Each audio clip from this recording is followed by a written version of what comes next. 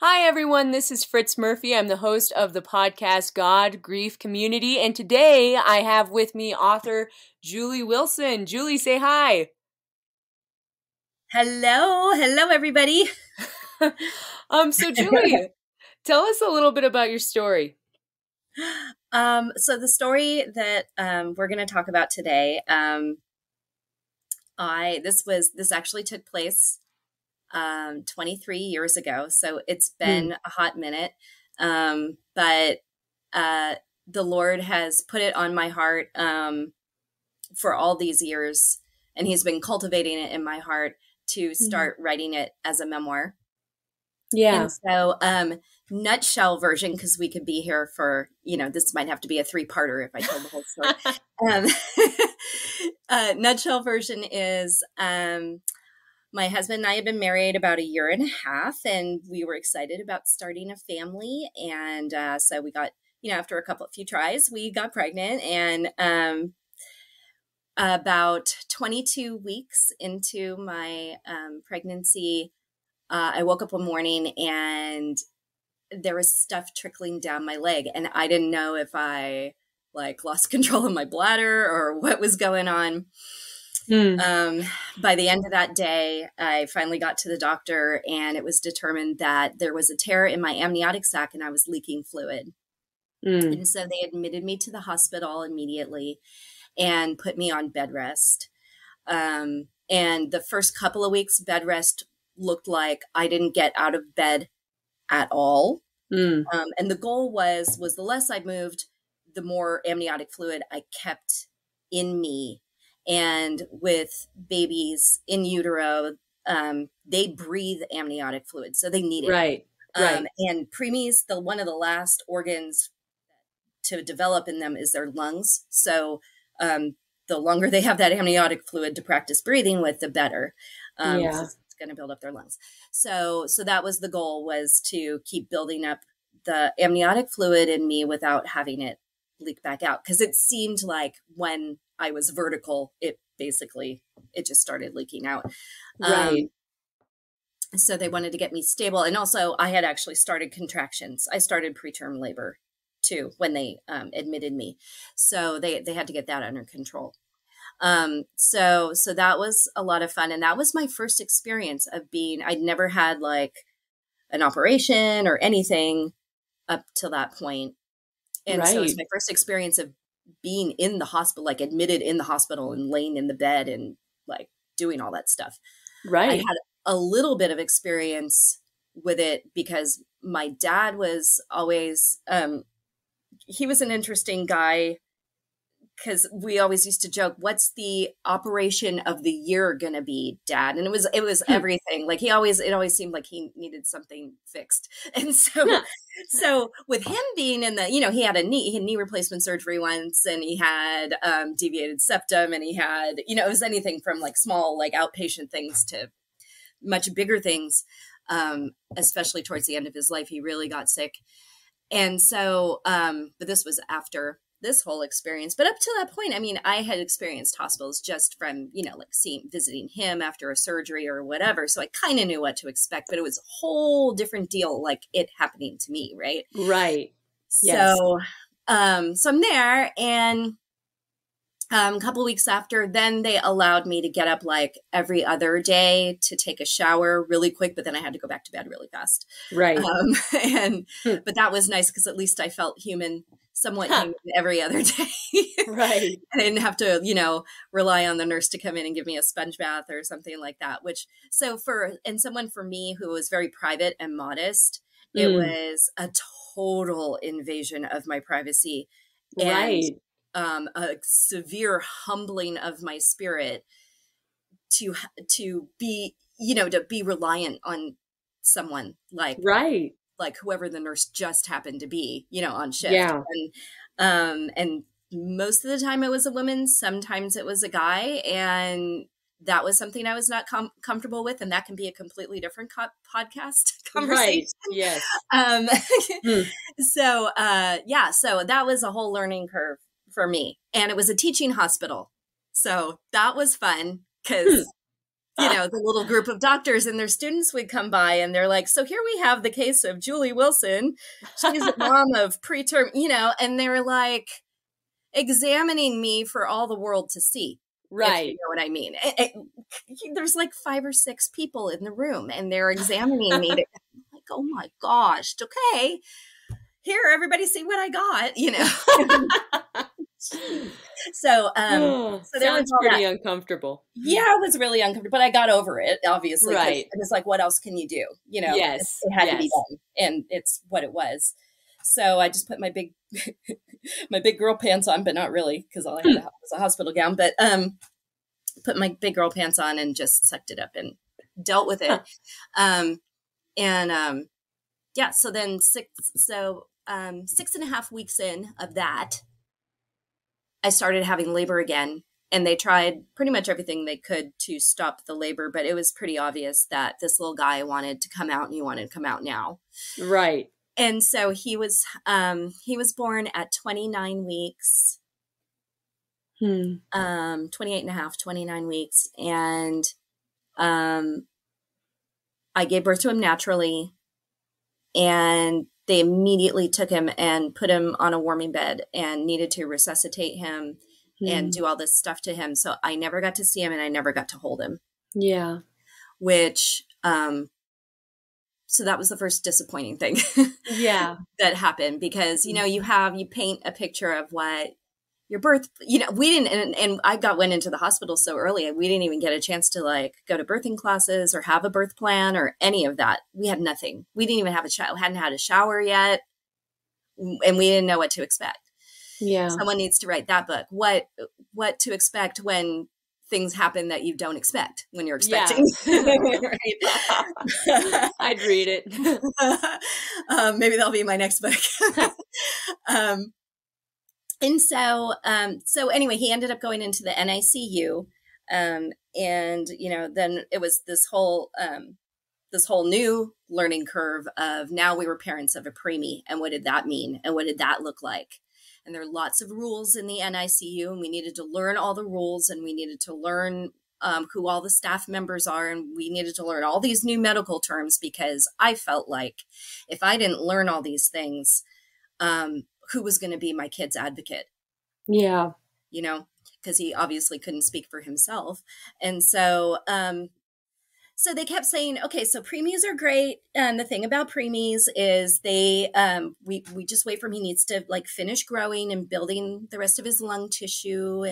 And so, our rule of thumb is either by 5 pounds or his due date, whichever comes first, he gets to go home. So we're just going to keep an eye on him, and you, mom and dad, you keep coming to visit him. You spend as much time with him as you want, and we'll shoo you out when visiting hours are over. And so anyway, there I lived. So instead of living in my hospital room, I was now living in the NICU with my son, because he's my baby and he was my first baby and I'm his mom. So that was my thing. And so, so his story just starts dragging on. He had a couple of surgeries. So I said I was going to give the nutshell version, but so anyway, he fast forwarding, he had a couple of surgeries, which kind of set him back a little bit. And then they discovered that he was breathing too quickly and they couldn't quite figure out why he was breathing so fast. And he finally got big enough and old enough to tolerate, a bronchoscopy, and they did that, and they discovered that one of the surgeries that he had was, you hear babies that are born with a hole in their heart. Yeah. So really for him, what it was, there's this little ductus between your aorta and your pulmonary artery that's open in utero to allow that amniotic fluid to pass. And as soon as you're born, as soon as a full-term baby is born, then that automatically closes with the first breath of life, which is kind of cool that God designed that way. And then, but for Paxton, our son, his didn't close.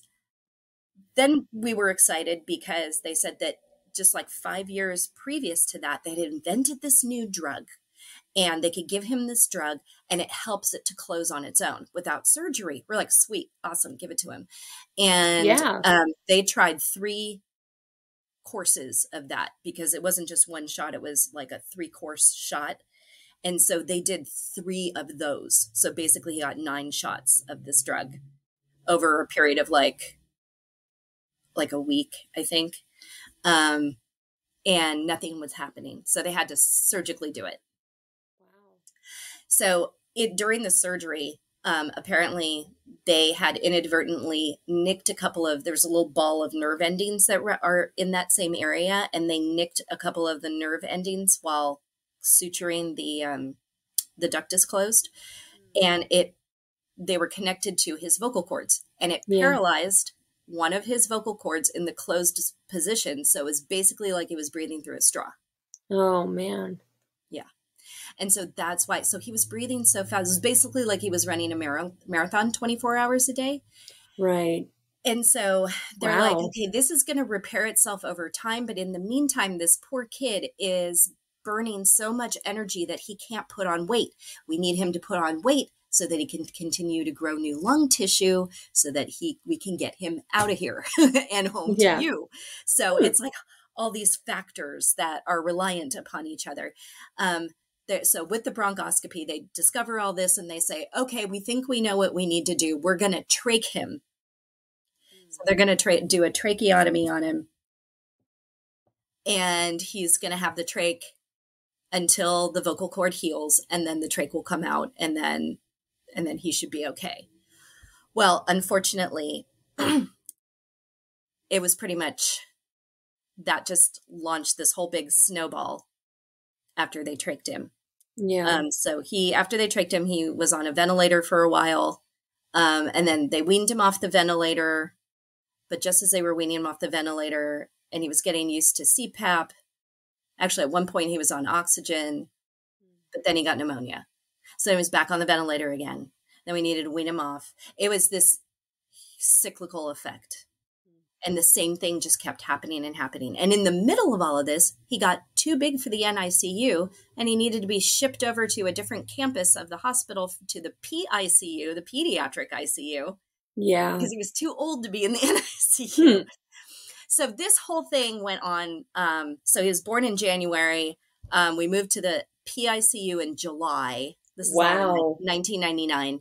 And then it was the same thing. Then our goal in the PICU was, again, to wean him off the ventilator, or even if he had to be on the ventilator, they still wanted us to take him home. Because the longer he was in the hospital, the greater the chance that he was going to get things like pneumonia and other germs, because it's the hospital. You'd think hospitals are really sterile, but they're not. And so if you're sick in the hospital, the thing you want to do is get out of the hospital so you don't get sicker. So sure. Again, it was this whole big mess of lining up 24-hour nursing care, finding a home ventilator that we could rent from the medical supply company, one that he would tolerate and work with him and who he was. And there were a few trials on that. And so this was weeks and weeks and months, and things were going on, and we finally got him home. And that was a big production too. And then he got sick and he had to go back. And then he was on the ventilator again. And then he got pneumonia. And then we had to start the process all over again of lining up nursing and lining up the home ventilator to rent and da-da-da-da-da. And we took him home 3 different times. And then the last time that he came back, this time he had gotten pneumonia again. And he would have these, so I don't know if you know what bronchospasms are, but they're really, really, really severe asthma attacks. And it seemed like the ventilator wasn't helping that issue.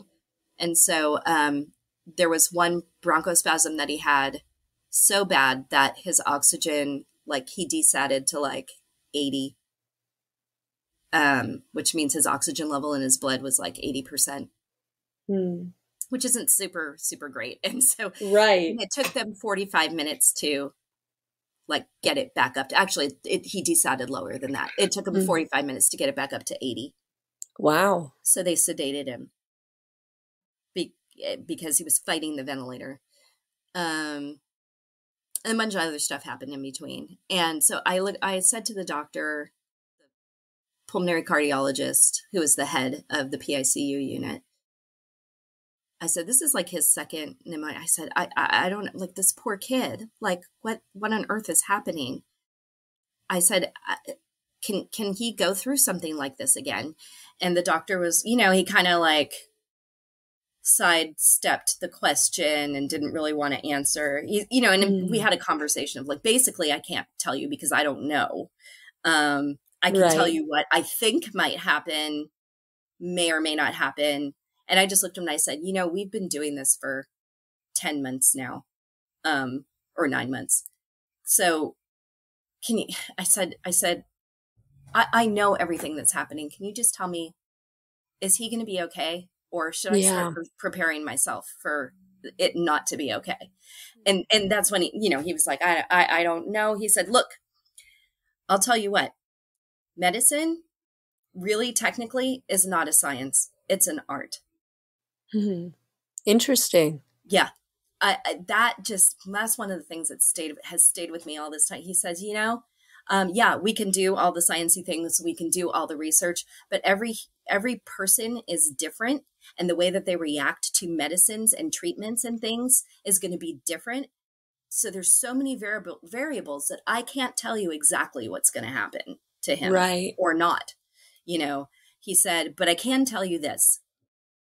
Most people and most kids in his situation with severe chronic lung disease, if they have a bout of pneumonia 3 times in a row without any break in between, they probably won't make it. He said, I can tell you that. Well, at this point, this had been Paxton's second pneumonia. Right. And what happened was he did get pneumonia one more time after he had recovered from this one. And it was literally like maybe 2 or 3 weeks after.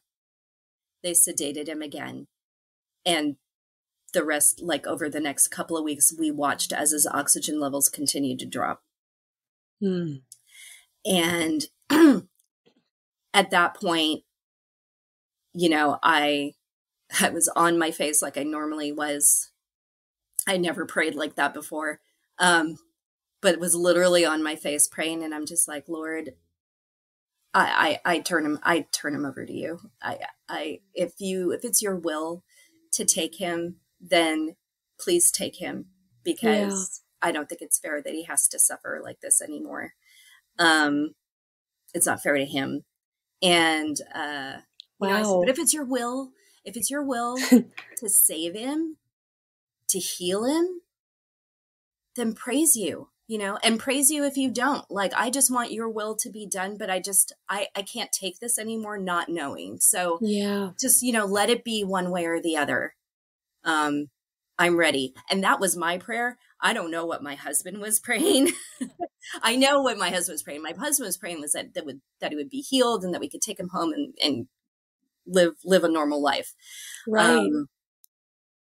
And then we prayed, together. So it kept getting worse. And there was one morning we just came in and the doctors and nurses were like, we don't think he's down to like 60 now, 60% O2. And we don't think he's going to make it. And so, we just want to prepare you. So, you may want to start, we don't know, but we don't know if he's going to go, how long that's going to be, because I was like, well, what are we doing? Am I just going to sit here and like watch his monitor and wait for the numbers to drop down to 0? And they're like, we don't know. So we called our pastor, and our pastor came up and we all prayed, and I prayed the same prayer that I had prayed by myself like a week before.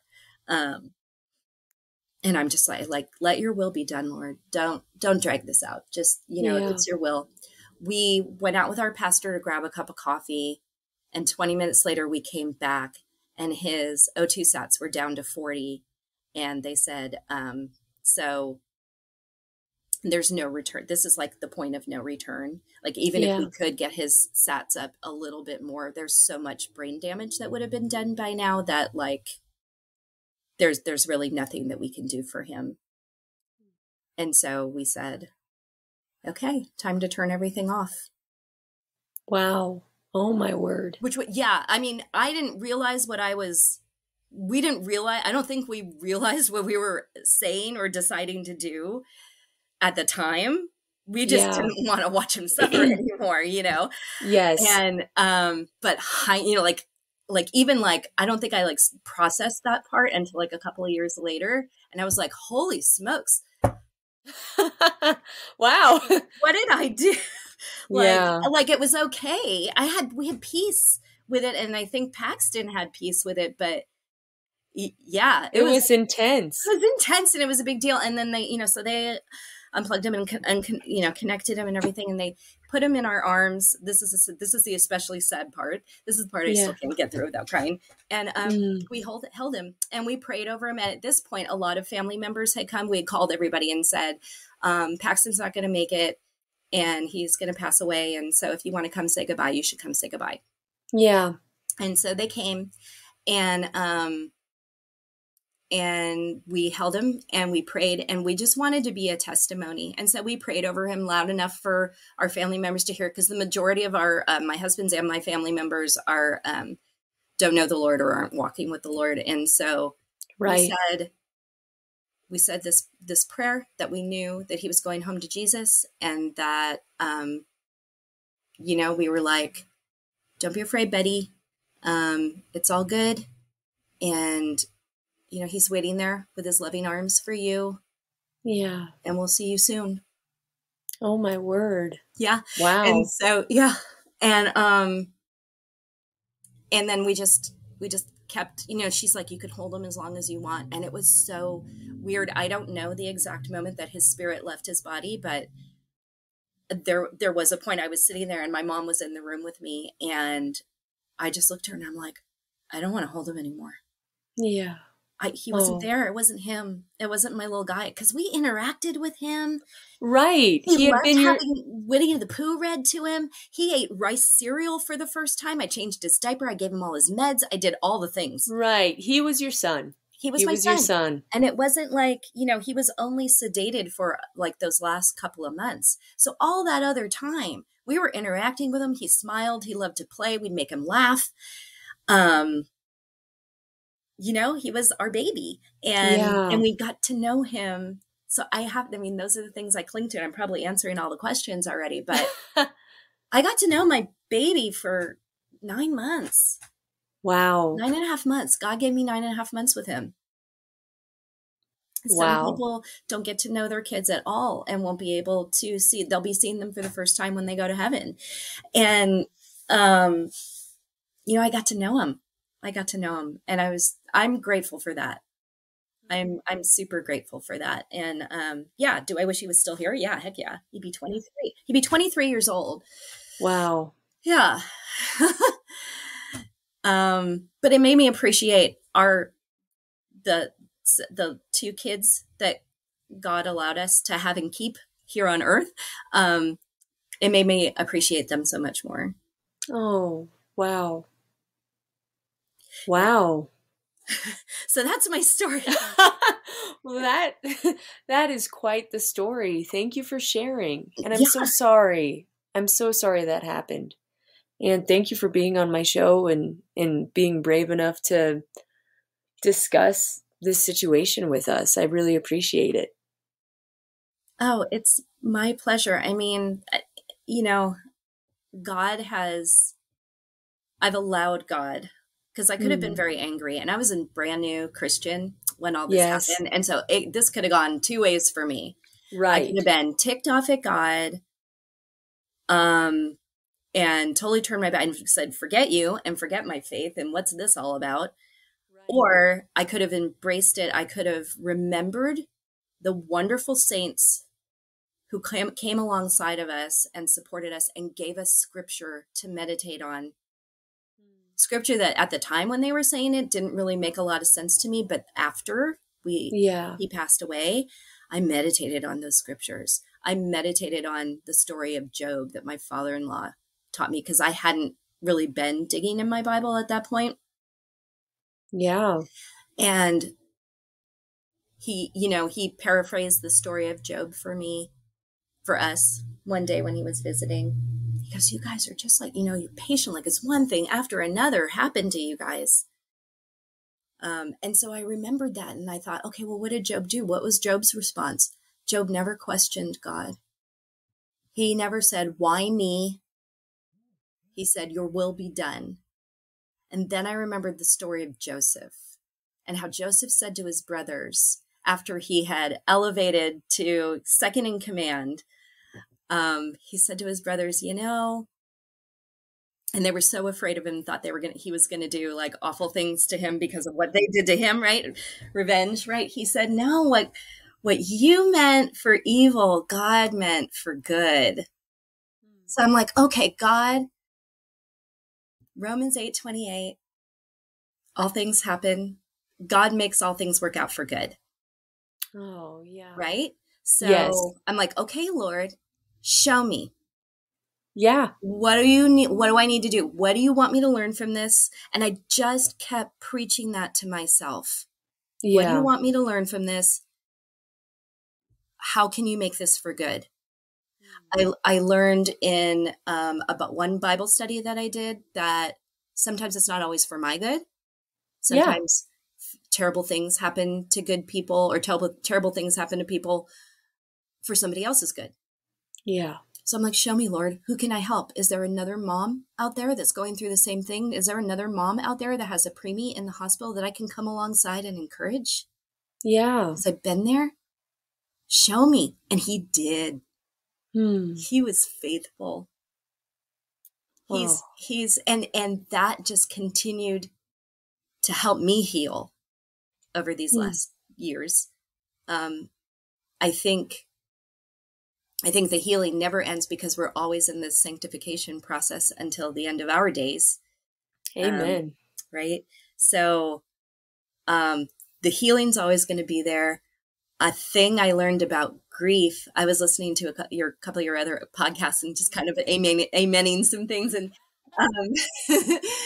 but the thing about grief is that he helped me realize or helped me move forward in, is during prayer one morning, I had kind of this revelation that I just wanted things to go back to normal. I just wanted I just wanted to carry on with my life. And he helped me realize that this was now my new normal. Yeah. And that I was okay to grieve, that it was okay to grieve, that grieving wasn't something that, you did for like a month and then you move on. Right. Right. That it was a process, and everybody's grieving process has its own length and its own shape. My husband is still, I'm still grieving. Of course I miss my baby. Yes. But I cling to the hope and the joy and the hope. Not that I hope that, it's my confidence, right? Right. I cling to the confidence that we will be reunited someday. Yeah. Whether it's by Jesus coming back in the rapture to take us home, or by my death. And I really hope it's the rapture. Fingers crossed. Right? But one way or another, I'm going to be reunited with my child someday. Yeah. And I have that. And that brings me joy and peace. And I can have joy and peace in that. And so, so once I grasped the concept that I am grieving and it's okay to grieve, and it doesn't matter how long I take to grieve. You can't live in the sorrowful spot. You do have to move on. But that was my new normal. That helped me get past that waiting for something to, like go back to normal or whatever. Okay, this is my new normal. I have to embrace this and move forward. What am I going to do with this? So all these years, when I tell the story, all over the years, people have said, "Oh my gosh, that's crazy. You should totally write a book about that." And now you are. Like, well, someday I will. And, and then the other kids came and we started homeschooling and I got all, like wrapped up into that. And in the back of my mind, I was like, someday I'm going to write a book about this. Someday I'm That's right. Well, they're off in college so now. excited. And it's my time to write my book about this. And here I am. Yeah. Oh, I'm so excited. Yeah. Well, thank you so much for sharing, and we're kind of running a little bit short on time for our other questions, but I feel like you hit most of them. Good. Thank you. I'm glad. Thank you so much. I say this almost every episode, but I was really encouraged by your story, and I have a lot of admiration for your faith and for folks who are suffering who continue to pursue faith and hope. I think that is such an admirable and wonderful thing, and it's the kind of stuff I want to share on my show. So thank you so much. And folks, you could check out Julee Wilson and her blog. I have the link down in the text of this podcast episode. If you have a story that you would like to share about God, grief, or community, send me an email at boyle.fritz@yahoo. I'd love to have you on the show. And Julee, thank you again for coming and talking with us. Thanks for having me, Fritz. I appreciate it. All righty. Well, see you guys. Bye. Bye.